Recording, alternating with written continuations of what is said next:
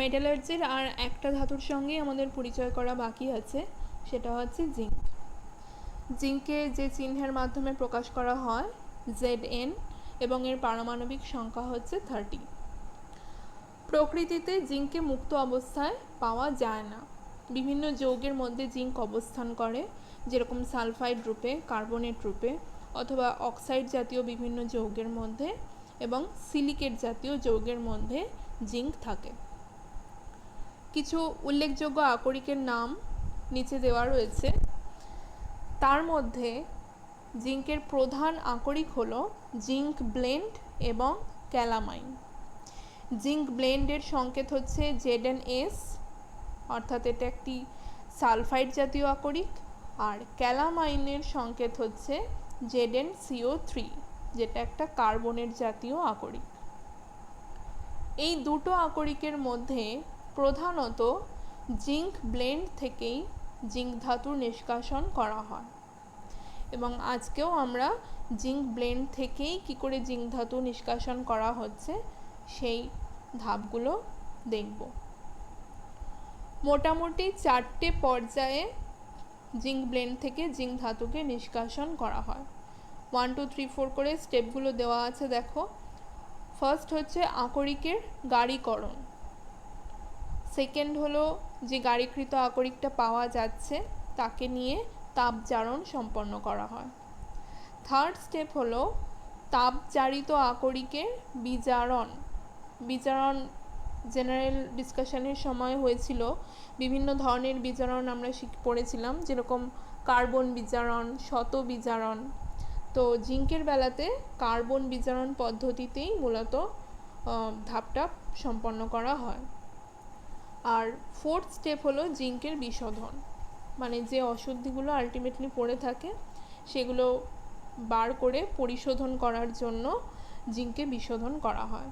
দুটো উপায়ে করা হয়, একটা হচ্ছে তড়িৎ বিশ্লেষণ আর একটা হচ্ছে আংশিক পাতন। মূলত তড়িৎ বিশ্লেষণই করা হয়ে থাকে। তো এই 4টে ধাপকে আরেকটু ডিটেলসে আমরা পড়ব। একদম নিষ্কাশন শুরু করা হচ্ছে যে আকরিক থেকে, তার নাম হচ্ছে জিঙ্ক ব্লেন্ড, যার সংকেত হচ্ছে Zns। তোমরা জানো যে আকরিককে প্রথমেই ডাস্ট ফর্মে এনে নিতে হয়, অর্থাৎ চূর্ণীকরণ করা হয়। যে চূর্ণীকৃত আকরিকটা পাওয়া যায় তাকে নিয়ে আমরা কাজ শুরু করি।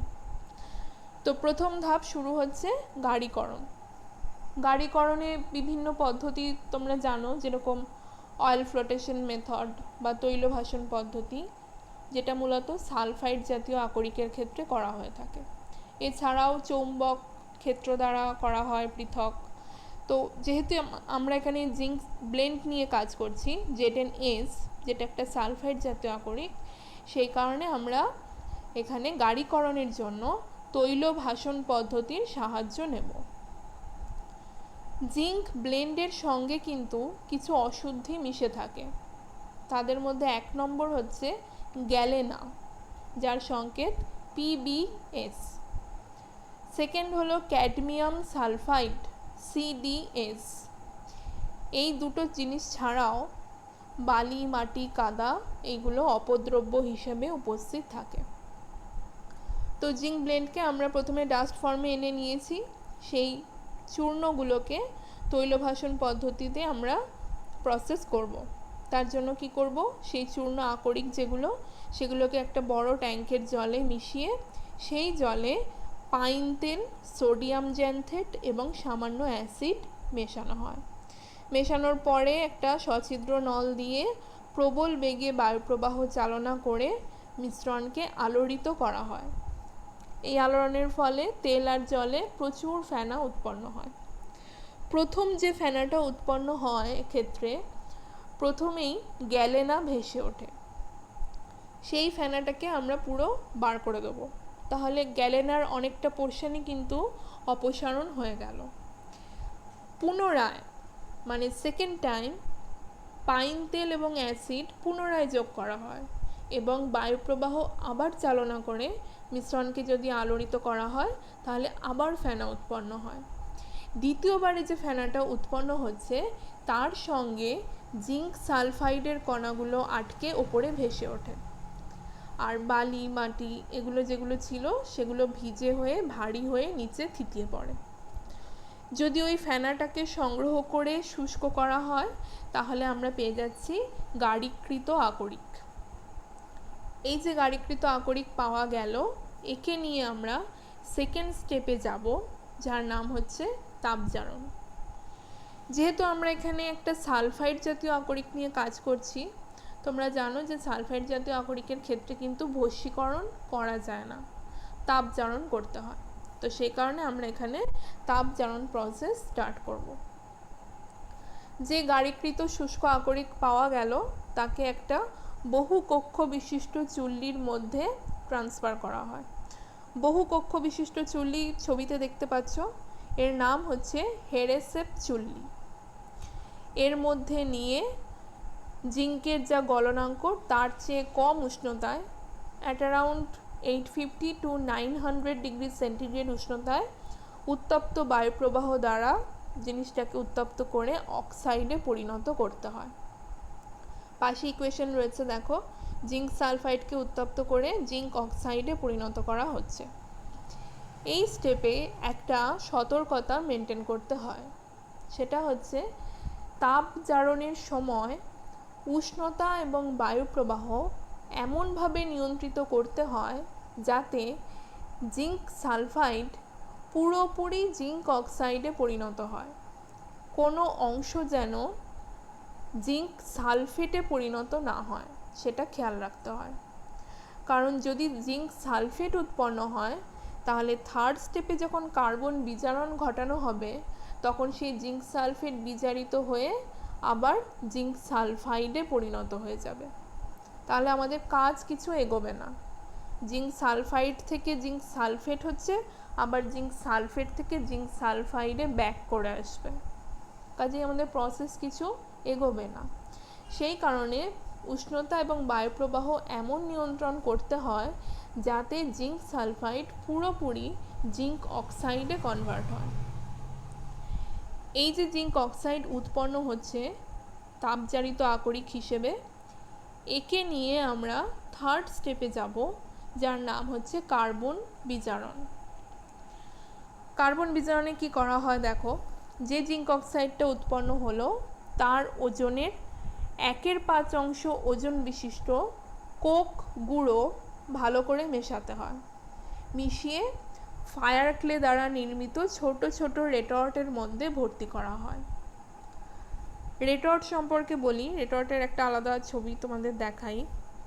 বাঁদিকের ছবিটা হচ্ছে সিঙ্গেল একটা রেটর্টের ছবি, আর ডান দিকের যে ছবিটা সেটা হচ্ছে অনেকগুলো রেটর্টকে যদি চুল্লির মধ্যে সাজানো হয় তাহলে যেমন দেখতে হয় তার ছবি। রেটর্টের খোলা মুখগুলো ছবিতে দেখো পয়েন্টিং করা রয়েছে বাঁদিকের ছবিটায়, কোনগুলো রেটর্ট। রেটর্টের খোলা মুখ নিচের দিকে একটু কাত করা থাকে, আর প্রত্যেকটা রেটর্টের মুখে একটা করে মাটির তৈরি নল যুক্ত থাকে, যাকে বলা হচ্ছে শীতক, পয়েন্টিং করা আছে। শীতকগুলো গ্রাহকের কাজ করে, রেটর্টে যা উৎপন্ন হয় সেগুলো শীতকে এসে জমা হয়। প্রত্যেকটা শীতকের শেষ প্রান্তের সঙ্গে একটা করে লোহার নল যুক্ত থাকে। এই লোহার নলগুলোকে বলা হয় প্রলং। খেয়াল করে দেখো তিনটে জিনিস, 1 নম্বর হচ্ছে রেটর্টের মুখ, খোলা মুখ, সেকেন্ড হচ্ছে শীতক, এবং থার্ড হচ্ছে প্রলং। এই তিনটে অংশ কিন্তু চুল্লির বাইরে থাকে, গঠনটা সেভাবেই করা থাকে। এবারে কি করা হয়, গ্যাসীয় এক রকমের জ্বালানি ইউজ করা হয় যার নাম হচ্ছে প্রডিউসার গ্যাস। প্রডিউসার গ্যাসের নাম তোমরা শুনে থাকবে। সেই প্রডিউসার গ্যাসের সাহায্যে ভেতরে যে মিশ্রণটা নেওয়া হয়েছে, অর্থাৎ তাপজারিত জিঙ্ক অক্সাইড এবং কোকের মিশ্রণ, সেই মিশ্রণকে রেটর্টগুলোতে ভর্তি করা হয়েছে। তো প্রডিউসার গ্যাসের সাহায্যে সেই মিশ্রণকে 1300 থেকে 1400 ডিগ্রি সেন্টিগ্রেড উষ্ণতা পর্যন্ত উত্তপ্ত করা হয়। এই উচ্চ উষ্ণতায় জিঙ্ক অক্সাইড কোক দ্বারা বিজারিত হয়ে উৎপন্ন করে ধাতব জিঙ্ক এবং সঙ্গে কার্বন মনোক্সাইড। যে ধাতব জিঙ্কটা উৎপন্ন হচ্ছে চুল্লির মধ্যে যে উচ্চ উষ্ণতা থাকে সেই উচ্চ উষ্ণতায় ধাতব জিঙ্ক ভেপার ফর্ম করে এবং সেই ভেপার মানে বাষ্প সেটা রেটর্ট থেকে বেরিয়ে এসে মাটির শীতকে এসে জমা হয়। মাটির শীতক শীতল থাকে এবং কিভাবে শীতল থাকে সেটা ডান দিকের ছবিটায় খেয়াল করলে বুঝতে পারবে। নিচ থেকে ঠান্ডা বায়ু প্রবাহ চালনা করে শীতক পোর্শনগুলোকে শীতল রাখা হয়। যখনই জিঙ্ক বাষ্প শীতকে এসে জমা হচ্ছে শীতল হয়ে ঘনীভূত হচ্ছে, ঘনীভূত হয়ে শীতকের মধ্যে তরল রূপে জমা হতে থাকে। এবারে ধাতব জিঙ্কের সঙ্গে কিন্তু খানিকটা কার্বন মনোক্সাইডও উৎপন্ন হচ্ছিল। সেই কার্বন মনোক্সাইড প্রলংয়ের যে খোলা মুখ আছে সেখানে এসে কার্বন মনোক্সাইড নীল শিখায় জ্বলতে থাকে। যতক্ষণ নীল শিখা জ্বলতে থাকে ততক্ষণ আমরা বুঝতে পারি যে কার্বন মনোক্সাইড উৎপন্ন হচ্ছে, অর্থাৎ বিজারণ প্রক্রিয়া চলছে। কি করে বুঝবো যে বিজারণ শেষ হয়েছে কি হয়নি? যখন বিজারণ শেষ হবে তখন কার্বন মনোক্সাইড উৎপন্ন হওয়া বন্ধ হয়ে যাবে, অর্থাৎ প্রলংয়ের মুখে যে নীল শিখাটা জ্বলছে সেই নীল শিখা যখন বন্ধ হয়ে যাবে তখন আমরা বুঝতে পারবো যে কার্বন মনোক্সাইড উৎপন্ন হওয়া বন্ধ হয়ে গেছে, তার মানে বিজারণ শেষ হয়ে গেছে। এবং তখন কি হয়, জিঙ্ক বাষ্প যেটা ভেপার ফর্মে রয়েছে চুল্লির মধ্যে সেই জিঙ্ক বাষ্প প্রলংয়ের মুখ দিয়ে বেরিয়ে এসে সাদা শিখায় জ্বলতে থাকে। এই সাদা শিখাটাই আমাদের ইন্ডিকেট করে যে কার্বন মনোক্সাইড আর উৎপন্ন হচ্ছে না, ফলে কার্বন মনোক্সাইড বেরিয়ে এসে নীল শিখাও জ্বলছে না, অর্থাৎ বিজারণ প্রক্রিয়া সম্পূর্ণ হয়েছে। এটাই আমাদের ইন্ডিকেট করে যে বিজারণ ক্রিয়া সমাপ্ত। এই যে কার্বন বিজারণ ঘটছে, আবার আগের ছবিতে চলে এলাম। কার্বন বিজারণের যে মেন রিয়াকশন সেটা পাশে লেখা রয়েছে দেখো, জিঙ্ক অক্সাইড তার সঙ্গে সি মানে হচ্ছে কোক, দুটোর মিশ্রণ ভেতরের যে উচ্চ উষ্ণতা সেখানে বিক্রিয়া করে উৎপন্ন করছে ধাতব জিঙ্ক যেটা বাষ্পর আকারে রয়েছে, আর সঙ্গে উৎপন্ন করছে কার্বন মনোক্সাইড, যে কার্বন মনোক্সাইডটা প্রলং দিয়ে বেরিয়ে এসে নীল শিখায় জ্বলছে। এবং যখন বিজারণ শেষ হয়ে যাচ্ছে কার্বন মনোক্সাইড উৎপন্ন হওয়াও বন্ধ হয়ে যাচ্ছে, তখন কিন্তু এই জিঙ্কের বাষ্প সাদা শিখার আকারে জ্বলতে শুরু করছে, অর্থাৎ আমরা বুঝতে পারছি যে বিজারণ প্রক্রিয়া সমাপ্ত হয়েছে। এই যে কার্বন বিজারণের মাধ্যমে যে জিঙ্কটা উৎপন্ন হলো, দেখা যায় যে এইভাবে প্রাপ্ত জিঙ্কের মধ্যে কিছু আয়রন, অ্যালুমিনিয়াম, ক্যাডমিয়াম, আর্সেনিক এগুলো অশুদ্ধি হিসেবে বর্তমান থাকে। এই যে অশুদ্ধিযুক্ত জিঙ্ক উৎপন্ন হলো এর একটা নাম আছে, নামটা হচ্ছে স্পেল্টার। অশুদ্ধিযুক্ত জিঙ্ককে বলা হচ্ছে স্পেল্টার। স্পেল্টার দিয়ে প্রশ্ন আসে যে স্পেল্টার কি? কার্বন বিজারণের মাধ্যমে যে অশুদ্ধ জিঙ্ক উৎপন্ন হচ্ছে তাকেই বলা হচ্ছে স্পেল্টার। তো যেহেতু অশুদ্ধি রয়েছে এগুলোকে তো এবারে রিমুভ করতে হবে, তার জন্য আমরা 4 নম্বর স্টেপে যাচ্ছি, বিশুদ্ধিকরণ প্রক্রিয়া। দুভাবে বিশুদ্ধিকরণ করা যায়, একটা হচ্ছে আংশিক পাতন, একটা হচ্ছে তড়িৎ বিশোধন। তড়িৎ বিশোধন বা তড়িৎ বিশ্লেষণের মাধ্যমেই মূলত জিঙ্কে পরিশোধন করা হয়।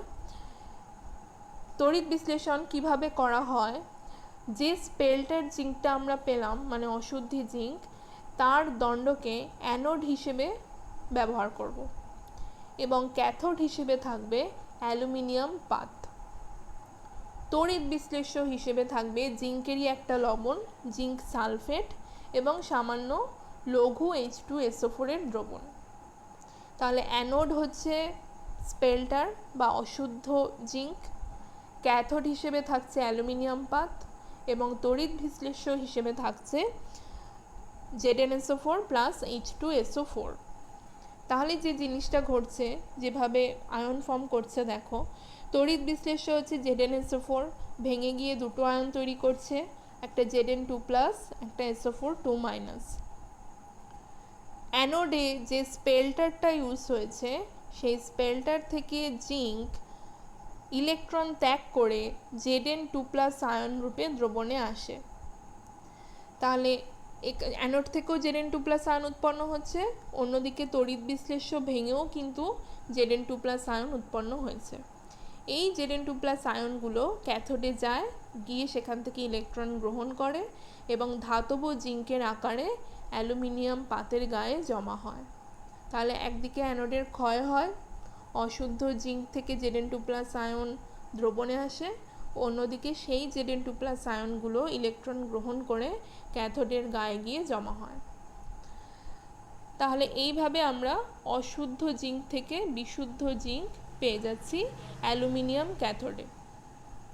আর একটা যে প্রসেস আংশিক পাতন, সেখানে সেই পদ্ধতিতেও জিঙ্কের বিশোধন করা হয়। সেখানে কি করা হয়, যে স্পেল্টারটা পাওয়া যাচ্ছে সেই স্পেল্টারকে বিভিন্ন উষ্ণতায় ধাপে ধাপে পাতন প্রক্রিয়া সম্পন্ন করা হয় এবং যে উষ্ণতাগুলো মেনটেন করা হয়, এক একটা উষ্ণতায় এক একটা অশুদ্ধি ধাপে ধাপে রিমুভ হয় এবং বারবার পাতন প্রক্রিয়া সম্পন্ন করে আমরা সবকটা অশুদ্ধিকে বার করতে সক্ষম হই। ওইভাবেও আংশিক পাতন প্রক্রিয়াতেও স্পেল্টারকে বিশুদ্ধ জিঙ্কে পরিণত করা যায়, তবে তড়িৎ বিশোধন প্রক্রিয়াটাই বেশি চালু। তো আলটিমেটলি আমরা এইভাবেই বিশুদ্ধ জিঙ্ক পাচ্ছি স্পেল্টার থেকে।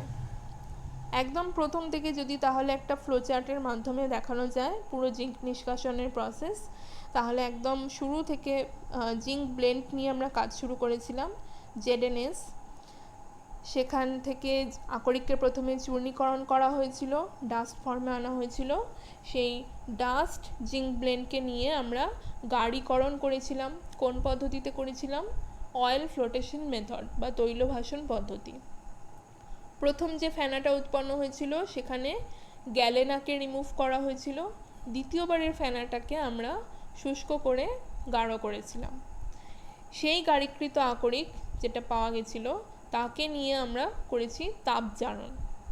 তাপজারণের মধ্যে ওখানে বলেছিলাম যে উষ্ণতা আর বায়ু প্রবাহ নিয়ে একটা সতর্কতা মেনটেন করতে হয়, যার ফলে জিঙ্ক সালফাইড সম্পূর্ণরূপে কনভার্ট হয় জিঙ্ক অক্সাইডে। তাপজারিত আকরিক হিসাবে জিঙ্ক অক্সাইড যেটা পাওয়া গেল তাকে নিয়ে এবারে করা হয় কার্বন বিজারণ।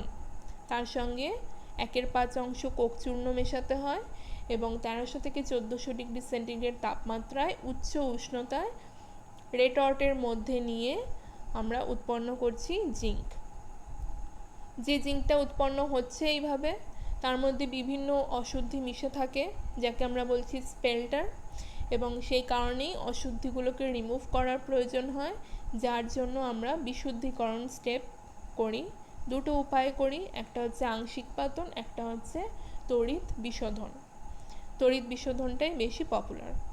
তো এই পদ্ধতির মাধ্যমে আমরা স্পেল্টার থেকে বিশুদ্ধ জিঙ্ক নিষ্কাশনে সক্ষম হচ্ছি। তো হয়ে গেল জিঙ্ক নিষ্কাশন। এবারে জিঙ্কের ধর্ম কিছু পড়তে হবে। জিঙ্কের ভৌত ধর্ম যেগুলো চোখেই সাধারণভাবে দেখা যায়, যেরকম জিঙ্কের কালার হচ্ছে ব্লুইশ হোয়াইট, হালকা নীল আভাযুক্ত সাদা রঙের ধাতু হয়, নমনীয় হয়, প্রসারণশীল হয়, পিটিয়ে তার বা পাত পরিণত করা যায় এবং জিঙ্ক অবশ্যই তাপতড়িতে সুপরিবাহী। এগুলো হচ্ছে ভৌত ধর্ম। কিছু রাসায়নিক ধর্ম পড়তে হবে, কিছু রিঅ্যাকশনস মনে রাখতে হবে, যেরকম প্রথম হচ্ছে বায়ুর সঙ্গে বিক্রিয়া। সাধারণ উষ্ণতায় জিঙ্ক শুষ্ক বায়ুর সঙ্গে বিক্রিয়া করে না, কিন্তু যদি আর্দ্র বায়ুতে ফেলে রাখা হয় তাহলে জিঙ্কের ওপরে ক্ষারীয় জিঙ্ক কার্বনেটের সাদা আস্তরণ পড়ে, যার ফলে জিঙ্ক তার উজ্জ্বলতা হারায়। আর একটা জিনিস, দার্শনিকের উল, এটা ইম্পর্টেন্ট, প্রশ্ন আসে দার্শনিকের উল কি? বায়ুতে যদি উচ্চ উষ্ণতায় জিঙ্ককে উত্তপ্ত করা হয় তাহলে সেটা নীলাভ সাদা শিখা সহ জ্বলতে থাকে এবং জিঙ্ক অক্সাইডে জারিত হয়। যে জিঙ্ক অক্সাইডটা উৎপন্ন হয় সেটা তুলোর মতন সাদা ধোঁয়ার সৃষ্টি করে এবং শীতল করে যদি ঘনীভূত করা হয় তাহলে পশম বা উলের আকারে জমা হয়। একেই বলা হচ্ছে দার্শনিকের উল। অপর নাম হচ্ছে জিঙ্ক হোয়াইট। সেকেন্ড হচ্ছে জলের সঙ্গে বিক্রিয়া। সাধারণ উষ্ণতায় বিশুদ্ধ জিঙ্ক জলের সঙ্গে বিক্রিয়া করে না, কিন্তু যদি অবিশুদ্ধ জিঙ্ক নেওয়া হয় তাহলে ফুটন্ত জলের সঙ্গে বিক্রিয়া করে হাইড্রোজেন গ্যাস এবং জিঙ্ক হাইড্রোক্সাইড উৎপন্ন করে। সেকেন্ড আরেকটা রিয়াকশন রয়েছে, লোহিত তপ্ত জিঙ্কের ওপর দিয়ে যদি স্টিম চালনা করা হয় তাহলে জিঙ্ক অক্সাইড এবং হাইড্রোজেন গ্যাস উৎপন্ন হয়। থার্ড হচ্ছে ক্ষারের সঙ্গে বিক্রিয়া। ক্ষার বলতেই আমরা সাধারণত বুঝি সোডিয়াম আর পটাশিয়াম হাইড্রোক্সাইড। যদি উত্তপ্ত গাঢ় কন্ডিশনে নেওয়া হয় তাহলে জিঙ্ক বিক্রিয়া করে দুটো লবণ গঠন করে, একটার নাম হচ্ছে সোডিয়াম জিঙ্কেট, একটার নাম হচ্ছে পটাশিয়াম জিঙ্কেট, সঙ্গে হাইড্রোজেন গ্যাস, সেম ইকুয়েশন। আর একটা নিচের যে দুটো ইকুয়েশন রয়েছে সেগুলো হচ্ছে, যদি নাইট্রেট অথবা নাইট্রাইট এই ধরনের লবণকে জিঙ্ক চূর্ণ এবং কস্টিক সোডা বা কস্টিক পটাশ সহ উত্তপ্ত করা হয় তাহলে এই নাইট্রেট এবং নাইট্রাইট লবণ বিজারিত হয়ে অ্যামোনিয়া উৎপন্ন করে। দুটো সমীকরণেই দেখো অ্যামোনিয়া উৎপন্ন হয়েছে, সঙ্গে সোডিয়াম জিঙ্কেট লবণ ফর্ম করছে। নেক্সট হচ্ছে অ্যাসিডের সঙ্গে ক্রিয়া। তিনটে অ্যাসিড জানি আমরা, HCl, H2SO4, HNO3। প্রথম ইকুয়েশন দেখো, HCl এর সঙ্গে বিক্রিয়ায় জিঙ্ক ক্লোরাইড এবং হাইড্রোজেন গ্যাস উৎপন্ন করে। সেকেন্ড দুটো হচ্ছে সালফিউরিক অ্যাসিডের, প্রথমটা হচ্ছে নর্মাল টেম্পারেচারে আর সেকেন্ডেরটা হচ্ছে উত্তপ্ত গাঢ় H2SO4 এর সঙ্গে। দুই ক্ষেত্রেই জিঙ্ক সালফেট উৎপন্ন হচ্ছে, কিন্তু সেকেন্ডেরটার ক্ষেত্রে দেখো সালফার ডাই অক্সাইড গ্যাস উৎপন্ন হচ্ছে। পরের চারটে রিয়াকশন হলো নাইট্রিক অ্যাসিডের সঙ্গে বিক্রিয়া। নাইট্রিক অ্যাসিডের কন্ডিশনগুলো চেঞ্জ হয়েছে, একদম অতি লঘু থেকে শুরু হয়েছে, তারপরে লঘু, তারপরে নাতি গাঢ়, তারপরে গাঢ়। আর টেম্পারেচারও চেঞ্জ হয়েছে, শীতল থেকে শুরু হয়েছে, তারপরে উষ্ণতে গেছে। প্রত্যেকটার ক্ষেত্রেই দেখো জিঙ্ক নাইট্রেট এটা একটা কমন কম্পাউন্ড উৎপন্ন হচ্ছে, সঙ্গে জল উৎপন্ন হচ্ছে। 5 নম্বর বলছে অধাতুর সঙ্গে বিক্রিয়া। অধাতু বলতে ক্লোরিন, সালফার এই দুজনের সঙ্গে জিঙ্কের বিক্রিয়ায় জিঙ্ক ক্লোরাইড এবং জিঙ্ক সালফাইড গঠিত হয়। নাম্বার 6, জিঙ্কের বিজারণ ধর্ম রয়েছে।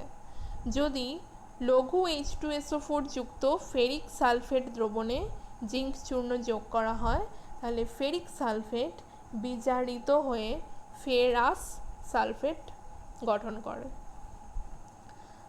নাম্বার 7 হচ্ছে প্রতিস্থাপন বিক্রিয়া। তড়িৎ রাসায়নিক শ্রেণীতে যেসব ধাতু জিঙ্কের নিচে অবস্থান করে তাদের লবণ থেকে জিঙ্ক কিন্তু ধাতুগুলোকে প্রতিস্থাপিত করে অধক্ষিপ্ত করতে পারে। যেরকম এখানে এক্সাম্পল রয়েছে কপার সালফেট আর সিলভার নাইট্রেট। দুই ক্ষেত্রেই জিঙ্কের সঙ্গে বিক্রিয়ায় ধাতব কপার এবং ধাতব সিলভার অধক্ষিপ্ত হচ্ছে। তো এই হয়ে গেল রাসায়নিক বিক্রিয়া বিভিন্ন জিঙ্কের। নেক্সট, জিঙ্কের যে জন্য জিঙ্ক খুব পপুলার সেটা হচ্ছে জিঙ্কের প্রলেপ দেওয়ার কাজে। কিন্তু তোমরা শুনে থাকবে যে লোহার গায়ে জিঙ্কের প্রলেপ দেওয়াকে আমরা বলি গ্যালভানাইজেশন। আর একভাবেও প্রলেপ দেওয়া যায় সেরারডাইজেশন। এছাড়াও তড়িৎ বিশ্লেষণ প্রক্রিয়ার মাধ্যমেও কিন্তু তড়িৎ লেপন যেটা আমরা প্রসেস বলি তার মাধ্যমেও কিন্তু জিঙ্কের প্রলেপ দেওয়া যায়। গ্যালভানাইজেশনের ক্ষেত্রে বলি, লোহার দ্রব্যের ওপর জিঙ্কের প্রলেপ দেওয়া হয় যখন, সেই লোহাকে আমরা বলছি গ্যালভানাইজড লোহা। তার কিছু স্টেপস আছে, যেরকম যে লোহার দ্রব্যে জিঙ্কের প্রলেপ দেওয়া হবে তাকে প্রথমে বালির স্রোত বা শিরিষ কাগজ যেটাকে বলা হয় স্যান্ড পেপার সেগুলো দিয়ে ভালো করে পরিষ্কার করে নেওয়া হয়। এরপরে যদি সেই লোহার দ্রব্যকে লঘু HCl এ ডোবানো হয় তাহলে যদি সেই দ্রব্যের ওপর কোনো মরচে থাকে সেই মরচেটা দূর হয়ে যায়। পরে আমরা সেটাকে জল দিয়ে ধুয়ে নিই। এবারে সেই লোহার দ্রব্যকে অ্যামোনিয়াম ক্লোরাইড মেশানো গলিত জিঙ্কের মধ্যে ডুবিয়ে যদি তুলে নেওয়া হয় তাহলেই সেই লোহার দ্রব্যের ওপর জিঙ্কের প্রলেপ পড়ে যাবে। একটা রোলার যন্ত্রের সাহায্যে চেপে জিঙ্কের আস্তরণকে সব দিকে সমান থিকনেস করে দেওয়া হয়। এইভাবে জিঙ্ক আমরা প্রলেপ দিই লোহার গায়ে, এবং তখন সেটাকে আমরা বলি গ্যালভানাইজড আয়রন। আর একটা প্রসেস হচ্ছে সেরাটাইজেশন। এখানে কি করা হয়, যে লোহার দ্রব্যের ওপর জিঙ্কের প্রলেপ দেওয়া হবে সেই ছোট ছোট লোহার দ্রব্যের ওপর জিঙ্ক ধুলি, জিঙ্ক ডাস্ট, সেটা হচ্ছে জিঙ্ক আর জিঙ্ক অক্সাইডের মিশ্রণ, সেই জিঙ্ক ডাস্টের ছড়িয়ে সমানভাবে ছড়িয়ে সেই লোহার দ্রব্যকে আবদ্ধ চুল্লির মধ্যে উত্তপ্ত করা হয়। করলে সেই জিঙ্ক ডাস্টগুলো গলে গিয়ে লোহার দ্রব্যের ওপর একটা প্রলেপ ফেলে। এই প্রসেসকে বলা হয় সেরাটাইজেশন। আর একটা প্রসেস হচ্ছে তড়িৎ বিশ্লেষণ। এটা তোমরা জানো যে যার ওপর প্রলেপ দেওয়া হবে তাকে ক্যাথোড হিসেবে ব্যবহার করা হয়, আর যে ধাতুর প্রলেপ দেওয়া হবে তাকে অ্যানোড হিসেবে ব্যবহার করা হয়। তার মানে জিঙ্ক হচ্ছে অ্যানোড, যেহেতু জিঙ্কের প্রলেপ দেব, আর লোহা হচ্ছে ক্যাথোড, যেহেতু লোহার ওপরে প্রলেপ দেব। আর জিঙ্কেরই কোনো একটা লবণ তড়িৎ বিশ্লেষ্য হিসেবে কাজ করে, যেরকম জিঙ্ক সালফেট। তো এই অ্যারেঞ্জমেন্টে যদি তড়িৎ বিশ্লেষণ করা হয় তাহলে অ্যানোড থেকে জিঙ্ক ক্ষয়ে দ্রবণে আসে Zn2+ আয়ন রূপে, এবং সেই Zn2+ আয়নগুলোই ইলেকট্রন গ্রহণ করে ক্যাথোডে জমা হয়, অর্থাৎ লোহার দ্রব্যের উপর জিঙ্কের প্রলেপ পড়ে। এটা হচ্ছে তড়িৎ বিশ্লেষণ পদ্ধতি। এইভাবেও কিন্তু যেটাকে আমরা বলি তড়িৎ লেপন প্রক্রিয়া, সেই পদ্ধতিতেও কিন্তু জিঙ্কের প্রলেপ দেওয়া হয়। তো এইগুলো হচ্ছে জিঙ্কের খুব পপুলার কিছু ব্যবহার, যে সমস্ত আমরা ব্যবহার করে থাকি। এছাড়াও জিঙ্ক বিজারক হিসেবে পরীক্ষাগারে খুব ভালো ব্যবহার হয়। বৈদ্যুতিক সেল প্রস্তুতি, যে সমস্ত ব্যাটারি, ছাপার ব্লক, এই সমস্ত তৈরির কাজেও জিঙ্ক খুব ভালো ব্যবহার হয়। কিছু সংকর ধাতু আছে যেগুলোর প্রস্তুতির জন্য জিঙ্ক অন্যতম উপাদান হিসেবে কাজে লাগে, যেরকম পিতল, German silver, electron, delta metal, Dutch metal. প্রত্যেকটার উপাদানের নাম মনে রাখতে হবে, দুটো করে ব্যবহার পড়ে রাখবে। এই হয়ে গেল জিঙ্কের সঙ্গে পরিচয়। জিঙ্ক সংক্রান্ত এবারে বিভিন্ন কোয়েশ্চেন আনসার সলভ করতে হবে। কিছু কোয়েশ্চেন আমি পাঠাচ্ছি, আর সেই সঙ্গে মেটালার্জি চ্যাপ্টারও শেষ হলো। তাহলে পরের দিন একটা নতুন ইউনিট স্টার্ট হবে। সকলে ভালো থাকবে, সুস্থ থাকবে। আজ এখান অবধি রইল।